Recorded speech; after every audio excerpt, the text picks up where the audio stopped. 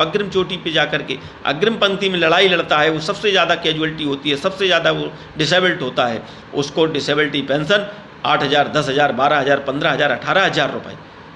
और जो अधिकारी हैं उनको पेंशन दी जाती है 50,000, 60,000, 1 लाख, 1.25 लाख तक की डिसेबिलिटी पेंशन उठा रहे हैं।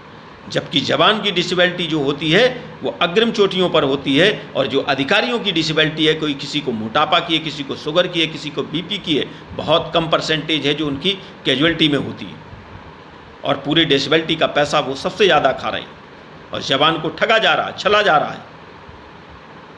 ये असमानता क्यों है?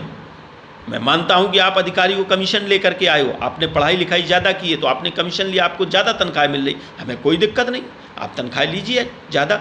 हम सिपाही रैंक में भर्ती हुए, हमें कम तनख्वाह मिल रही, हम इसमें खुश हैं। लेकिन इस डिसेबिलिटी में क्यों अंतर? जब गोली आपको लगेगी, या जवान को, या जेसीओ को, या अधिकारी को, तो गोली ये पूछ के नहीं आएगी कि मैं किसको लग रही हूँ। दर्द सबको बराबर होगा। टांग अगर जवान की कटेगी, या जेसीओ की, या अधिकारी की, दर्द सबको बराबर होगा, सर्दी सबको बराबर लगेगी। तो फिर ये पेंशन, डिसेबिलिटी पेंशन में भेदभाव क्यों? हमें बराबर पेंशन चाहिए डिसेबिलिटी की, हमें समान एमएसपी चाहिए, और ये जो विसंगतियाँ हैं इसको वापस लीजिए।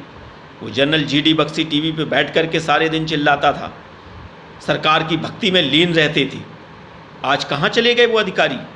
जो लोग कभी अर्णव गोस्वामी की गिरफ्तारी पर पैदल मार्च करके, कई अधिकारी, कई बुद्धिजीवी वर्ग के लोग राष्ट्रपति तक गए थे कि अर्णव गोस्वामी को न्याय दिया जाए, आज जो 26 से 27 लाख पूर्व सैनिकों के साथ अन्याय हुआ है, शहीदों की विधवाओं के साथ अन्याय हुआ है, उसके लिए वो कहाँ मर गए? मुँह में दही जम गया है इन बुद्धिजीवियों की, इन अधिकारियों को सांप सूंघ गया है। अब क्यों नहीं आते आगे?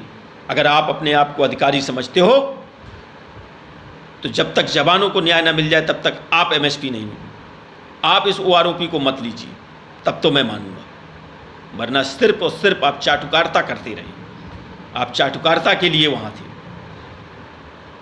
इस तरीके के भेदभाव को अब इस देश का जवान सहन नहीं करेगा।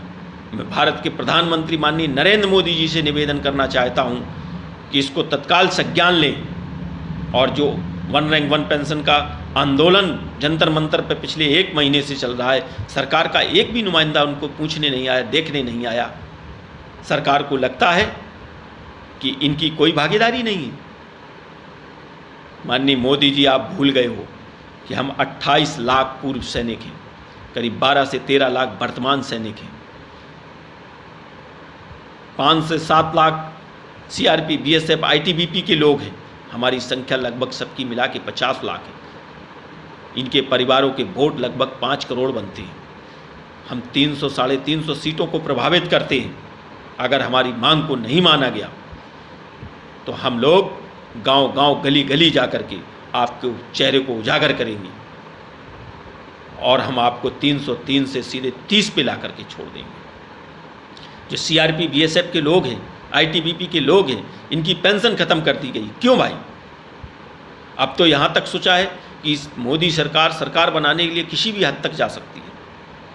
2014 में जब सरकार बनाने के लिए आए थे तो आपने रेवाड़ी की रैली में वादा किया था, हम पूर्ण ओआरओपी देंगे। हमने भरोसा किया, हम सैनिकों ने आपको वोट दिया, आपको प्रधानमंत्री बनाया, 2019 में बनाया। लेकिन अब 2024 में अगर नहीं बात नहीं मानी तो आपको नीचे भी खड़ा कर देंगे। आपने सरकार बनाने के लिए 2019 में पुलवामा के शहीदों को, उनकी फ़ोटो लगा करके वोट मांगे, इतने नीचे स्तर तक गिर गई। और उन्हीं विधवाओं को आज आप उनका हक देने से कतरा रहे हैं। आप हर साल जाते हैं दीपावली पर सैनिकों के बीच में, और वहाँ पर जाकर के मिठाई खाते हैं और कहते हैं कि मैं सैनिक का हितैषी बनने का प्रयास करते हैं, दिखावा करते हैं। ये तो सच्चाई सबके सामने आ चुकी है। अगर आपको सेना और सैनिकों से प्रेम होता तो इन शहीदों की विधवाओं के पेट में उनकी छुरा नहीं भोंकते, इन जवानों के, इन डिसेबल्ड सैनिकों को उनका हक नहीं मारते। वहाँ तो आप मिठाई खाते हो, हमारे बीच में अपने आप को सैनिकों के बीच का हितैषी प्रदर्शित करते हो, और दूसरी तरफ आकर के हमारा हक छीन करके शहीदों की विधवाओं के मुँह से निवाले उनके बच्चों के छीनने का काम कर रहे हो। और उन्हीं सीआरपी, बीएसएफ वालों की पेंशन खत्म कर दी, उनको भी ओआरओपी मिलना चाहिए, उनकी पेंशन लागू करिए। तमाम कर्मचारियों की पेंशन लागू होनी चाहिए जो इस देश के लिए काम कर रहे हैं। सरकार कहती है हमारे पास खजाना नहीं, हमारे पास पैसा नहीं है। विधायक सांसद की पेंशन बढ़ाने के लिए कहाँ से पैसे आता है?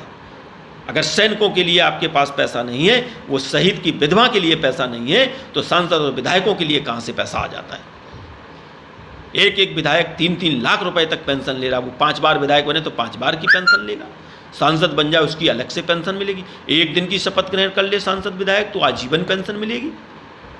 और जो देश के लिए कुर्बानी दे, उसकी विधवाओं के लिए कह रहे पैसा नहीं है। जो डिसेबल्ड हो जाए, जो देश के लिए अपने अंग कुर्बान कर दे, उसके लिए आप